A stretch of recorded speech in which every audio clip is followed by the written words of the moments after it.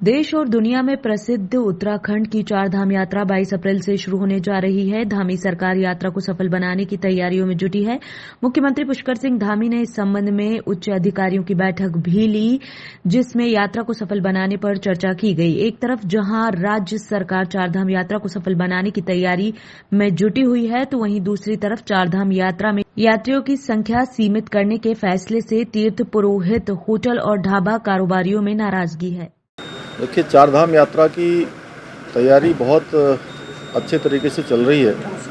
सभी व्यवस्थाएं ठीक प्रकार से हों, आने वाले श्रद्धालुओं को, तीर्थयात्रियों को किसी प्रकार से भी कोई परेशानी न हो, उनकी यात्रा अच्छी हो। और पिछले वर्ष से भी और ज़्यादा इंतजामों पर ध्यान दिया गया है। जो पिछले बार कुछ काम और करने थे, उनको इस बार प्राथमिकता से करवाया गया है और लगभग 7 लाख से ज़्यादा अभी तक रजिस्ट्रेशन हो चुके हैं।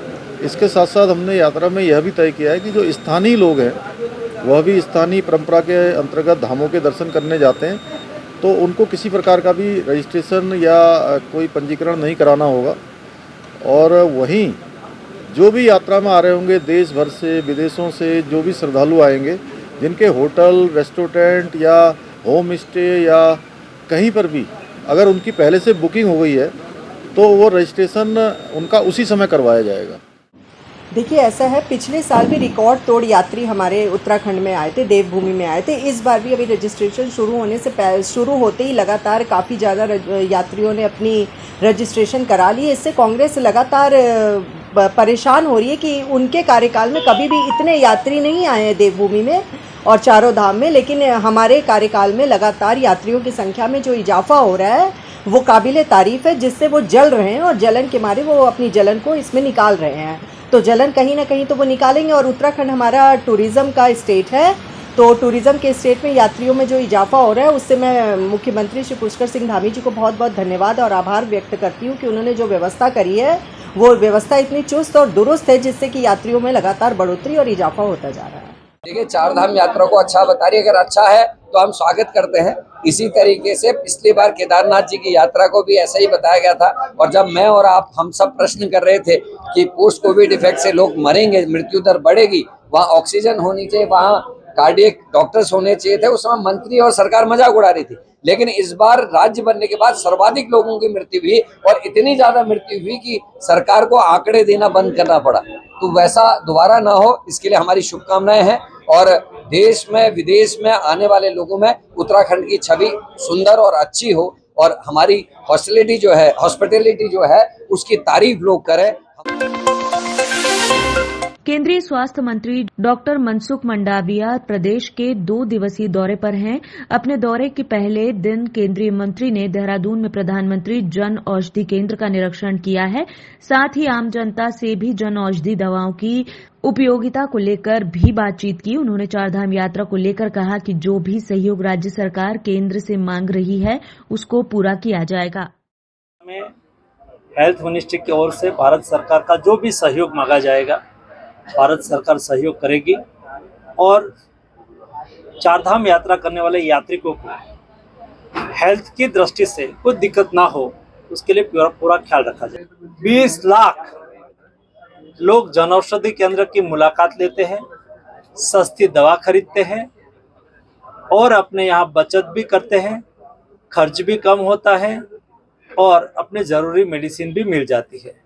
इसलिए वर्तमान समय में जनऔषधि केंद्र सारे देश में 9,500 से अधिक जनऔषधि केंद्र खुले हुए हैं।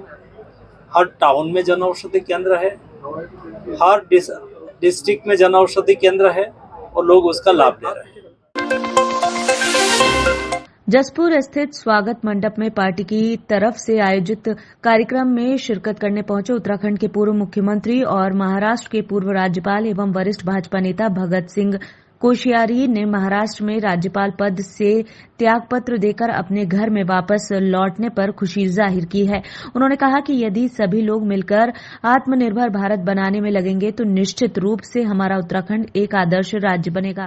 उत्तराखंड अनेक लोगों के बलिदान के बाद, परिश्रम के बाद, त्याग के बाद बना है और सौभाग्य है कि उत्तराखंड बनते ही हमारे अटल बिहारी वाजपेयी जी ने, तत्कालीन प्रधानमंत्री जी ने यहाँ औद्योगिक पैकेज दिया।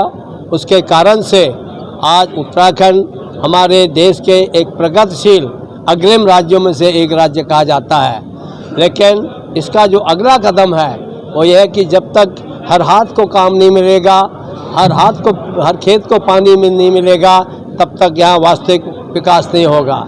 प्रधानमंत्री जी ने ऐसी योजना बनाई है, मोदी जी ने, जिसके माध्यम से हर घर में नल लग रहा है, जल मिलेगा, हर खेत को सिंचाई के लिए उन्होंने योजना बना रखी है। और प्रधानमंत्री ग्रामीण सड़क योजना जो अटल जी शुरू कर गए थे, उससे हर जगह सड़क बन रही है। लेकिन उससे भी आगे हमारा ये कहना है, हम सब लोग, हमारे जितने भी गांव के लोग हैं या शहर के लोग हैं, हम आत्मनिर्भरता की ओर बढ़े। आज G20 सम्मेलन का तीसरा अंतिम दिन है, जिसको लेकर प्रशासन भी अलर्ट मोड पर है। कमाऊ का प्रवेश द्वार कहे जाने वाले जनपद उधम सिंह नगर के जसपुर सीमा पर प्रशासन ने सुरक्षा व्यवस्था के कड़े इंतजाम किए हैं। लगातार पूरा जो G20 सम्मेलन है, जो इसके दृष्टिगत जितने भी हमारे बॉर्डर्स हैं, इन सब पे एक तो हैवी ट्रैफिक को रोका गया है और जितने भी चौकी इंचार्जेस हैं, इन सबको निर्देशित किया गया है कि इनमें जो निर्धारित समय सीमा है उसके बाहर हैवी वाहन को रुद्रपुर की तरफ नहीं छोड़ा जाएगा। जो भी हमारे सीमावर्ती थाने हैं, सर्कल्स हैं, चौकियाँ हैं, सभी स्तर पर आपस में कोऑर्डिनेशन स्थापित किया गया है और लगातार एक व्हाट्सएप ग्रुप के माध्यम से भी उनको सूचना दी जा रही है और जो भी आवश्यक केवल वस्तुएं वाले हैं, केवल उन्हीं को छूट दी जा रही है। विकासनगर तहसील क्षेत्र के ग्राम बरोटीवाला में एक महिला को 4 लोगों ने बुरी तरह मारा। महिला ने कहा कि मेरा मारपीट करने वाले लोगों से जमीन का विवाद चल रहा है और जमीन पर स्टे ऑर्डर भी लगाया गया है, जिसकी जांच करने पटवारी ने उन्हें मौके पर बुलाया था। ये मेरी माता जी हैं विधवा, इनके साथ कल 4 आदमी ने मारपीट करी। भगवान सिंह, ज्ञान सिंह, मीला देवी और रविंद्र कुमार। एक झगड़े की जमीन का विवाद चल रहा है हमारा आइटम साहब के यहाँ, जिसका कोर्ट में न्याय चल रहा है। कल पटवारी मौके पे था, पुलिस मौके पे थी, पटवारी के सामने इनको कल मार दिया गया है। कल हमने मेडिकल वगैरह बनवाए हैं, आदेश करवाए हैं आइटम साहब के। कल से हमारी रिपोर्ट नहीं लिखी गई। आज थाने वाला बोले कि हम कार्रवाई करेंगे, अभी दुर्गा साहब नहीं है।